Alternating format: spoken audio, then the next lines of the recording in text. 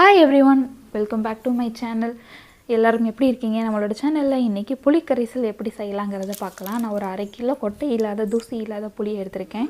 அது ஒரு கிண்ணத்துல உடைச்சு போட்டு அந்த புளி மூழ்குற அளவுக்கு தண்ணி ஊத்தி ஒரு குக்கர்ல வேக வைக்க போறோம். குக்கர்ல அதுக்கு முன்னாடி கொஞ்சமா தண்ணி சேர்த்து அந்த கிண்ணத்தை உள்ள வச்சு க்ளோஸ் பண்ணிருங்க. கேஸ் ஸ்டவ்ல ஒரு 3 விசில் வர வரைக்கும் அத குக் பண்ணுங்க. 3 விசில் வந்த பின்னாடி ஆஃப் பண்ணிருங்க. ஆஃப் பண்ணிட்டு விசில் சவுண்ட் நல்லா கம்ப்ளீட்டா நின்ன பின்னாடி குக்கரை ஓபன் பண்ணீங்க அப்படினா நம்மளோட புளி நல்லா குக் ஆகி இருக்கும்.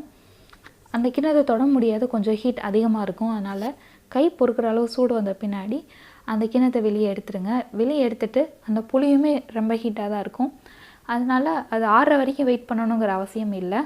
நார்மல் வாட்டர் கொஞ்சம் ஆட் பண்ணி அந்த புளி கரைசலை ஃபில்டர் பண்ணிக்கலாம். நம்ம வடிகட்டி வச்சு பண்ணோம் அப்படினா அது ஜூஸ் கீழ விழுகாது. ரொம்ப திக் பேஸ்டா இருக்கறனால அதனால நீங்க கையிலே அத பிழிஞ்சு எடுத்துறலாம். இந்த மாதிரி அந்த சக்கையை வந்து இன்னொரு பவுல்ல தனியா எடுத்துக்கங்க. இந்த மாதிரி நார்மல் வாட்டர் ஆட் பண்ணி 3 தடவை இந்த மாதிரி ஃபில்டர் பண்ணா போதும். அதுக்கு மேல ஃபில்டர் பண்ண தேவையில்லை. அதுக்கு மேல ஃபில்டர் பண்ணீங்க அப்படினா தண்ணி தான் இருக்கும். அது புளிப்பு டேஸ்ட் அதுல இருக்காது.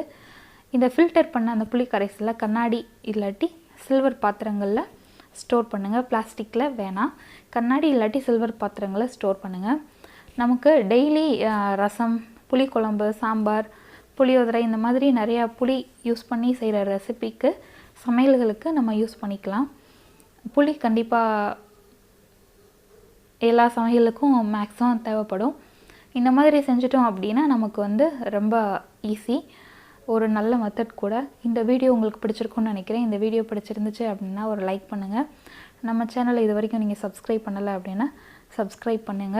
கூடவே நோட்டிஃபிகேஷன் பெல் சிம்பலையும் கிளிக் பண்ணிருங்க. இந்த புளியை வந்து ஒரு 2 மந்த் வரைக்கும் நம்ம யூஸ் பண்ணிக்கலாம். ஃப்ரிட்ஜ்ல ஸ்டோர் பண்ணனும். நம்மளோட புளி கரைசலும் ரெடி.